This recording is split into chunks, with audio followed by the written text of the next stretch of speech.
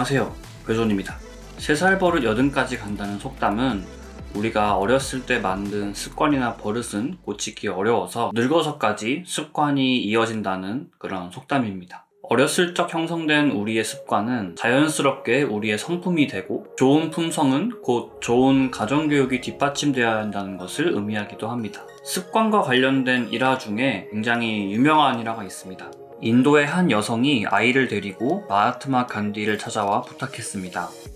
제 아이는 당뇨병이 있는데 사탕을 너무 좋아해서 탈입니다. 단 것이 몸에 나쁘다는 것을 좀 알아듣게 타일러 주십시오. 아이가 선생님의 말씀이라면 들을 겁니다. 그러나 간디는 미안합니다. 사정이 있으니 3주쯤 후에 다시 방문해 주시겠습니까? 라고 말한 뒤 두 사람을 돌려보냈습니다. 할 수 없이 3주를 기다려 엄마와 아이가 함께 간디를 방문하자 간디는 아이의 머리를 쓰다듬으며 짧게 한마디를 건넸습니다.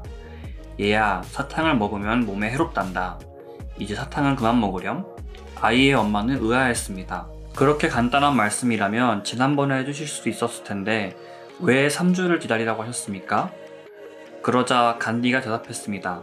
그렇게 하고 싶었지만 사실 그때까지는 나도 사탕을 너무 좋아했거든요. 내가 단 것을 끊지 못하면서 아이에게만 사탕을 먹지 말라고 타이를 수가 있어야죠. 의지력이 강했던 간디였지만 사탕만은 오랫동안 끊지 못했나 봅니다. 간디는 떳떳한 마음으로 아이를 타이르기 위해 작심하고 사탕을 끊은 것이었습니다. 이 일화에서 가장 흥미로운 것은 간디가 사탕을 좋아했던 사실보다 간디가 3주를 걸려 사탕 먹는 습관을 버렸다는 것입니다.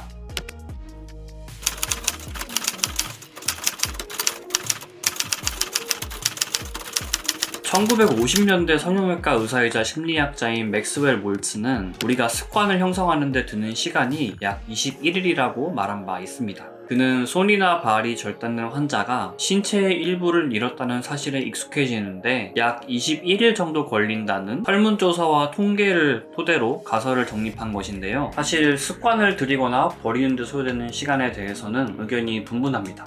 런던 대학의 제인 워들 교수는 실험을 통해 사람이 습관을 완전히 익히는데 약 66일이 걸린다는 결론을 얻었습니다. 물론 습관을 시작한 지 정확히 66일 만에 습관이 몸에 배는 것은 아니고요. 습관의 난이도에 따라 습관이 드는데 걸리는 시간이 상이했습니다.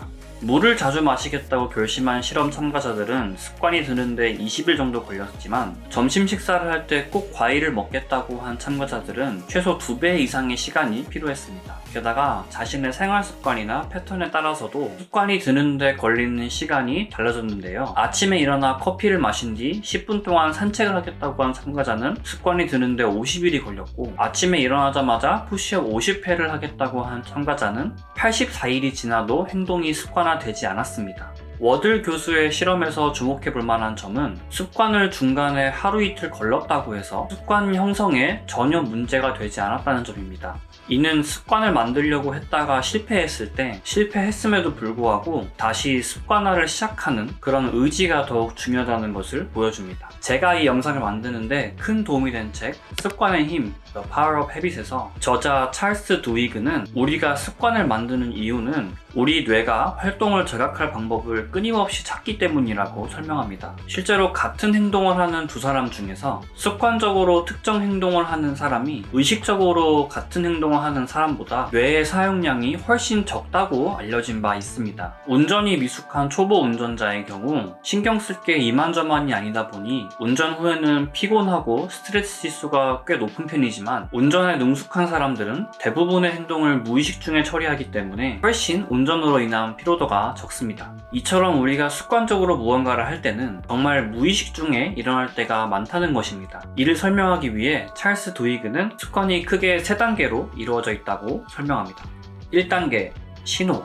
우리 뇌에서 자동적으로 습관을 실행하라고 명령하는 자극으로 일종의 방아쇠라고 보면 되겠습니다. 2단계, 반복 행동. 습관적으로 하는 그 행동이나 태도 혹은 생각이 되겠고요. 3단계, 보상. 습관적 행동 뒤에 일어나는 감정의 변화와 우리 뇌가 습관을 유지할 건지 판단하는 단계입니다. 이 세상 어떤 습관이든 간에 대개 이 3단계로 이루어져 있습니다. 제가 인스타그램에서 제 지인들에게 자신의 좋거나 안 좋은 습관에 대해 물어봤는데요. 여기서 한두 개만 보자면 구부정한 자세의 경우 우리 뇌에서 지금 앉아있는 자세가 불편하다고 자극을 줍니다. 그러면 우리는 그 명령을 받아들이고 구부정한 자세를 취하게 됩니다. 마지막으로 똑바로 앉아있는 것보다 구부정한 자세가 편하게 느껴지다 보니 우리는 그 습관을 쉽게 버리지 못하게 되는 것입니다. 군것질의 경우도 비슷합니다. 뭔가 점심을 먹고 4시간 정도 지난 시점에서 저녁 먹기 전 출출하다는 신호를 우리 뇌가 우리 몸에게 보냅니다. 그러면 반복 행동으로 초콜릿이나 군것질거리를 먹게 되고요. 출출함이 사라지고 포만감이 생겼기 때문에 우리 몸은 그것을 긍정적으로 받아들이게 됩니다. 그 다음에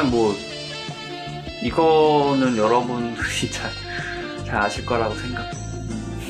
여기서 주목해야 할 점은 우리가 안 좋은 버릇이라고 생각하는 습관적 반복 행동들이 결국 우리 몸이나 뇌에서 긍정적인 행동이라고 받아들이기 때문에 습관을 버리기가 쉽지 않다는 점입니다. 그런데 이를 반대로 생각해보면 긍정적이고 좋은 습관을 유지를 할 수만 있다면 우리는 뇌를 지나치게 사용하거나 크게 스트레스를 받지 않고도 그 행동을 계속 해나갈 수 있다는 것을 의미하기도 합니다. 심리학자 저드슨 브루어는 테드 강연에서 안 좋은 습관을 버리는 방법에 대해 강연한 적이 있는데요. 그 방법을 제가 방금 전에 설명했던 습관의 3단계를 활용해서 설명해 보자면 결국 반복 행동 그 자체에 집중해보라 입니다. 브루어는 금연 프로그램을 운영하고 있었는데 금연을 시도하고 있는 참가자에게 담배 연기와 흡연하는 그 행위 자체를 한번 의식해보라고 권했습니다. 결과적으로 그녀는 담배를 피우면서 화학약품을 버무린 썩은 치즈를 먹는 느낌을 받았다고 합니다.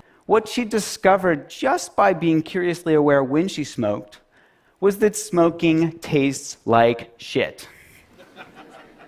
우리가 나쁜 습관을 버리는 것은 흡연뿐 아니라 군것질, 구부정한 자세, 밥 먹고 바로 들어 눕는 것 등 우리 자신에게 있는 버릇들을 의식하는 것에서부터 시작합니다. 이는 우리가 우리의 습관을 돌아봄으로써 더 나은 일상을 살아갈 수 있다는 것을 의미합니다. 여러분들의 안 좋은 습관은 무엇인가요? 영상 재밌게 보셨다면 좋아요를, 더 보고 싶으시다면 구독하기 눌러주시고 궁금한 거 있으시면 언제든지 저한테 댓글이나 인스타그램으로 물어봐 주시길 바랍니다.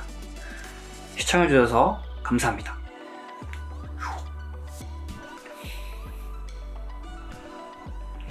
다 했다!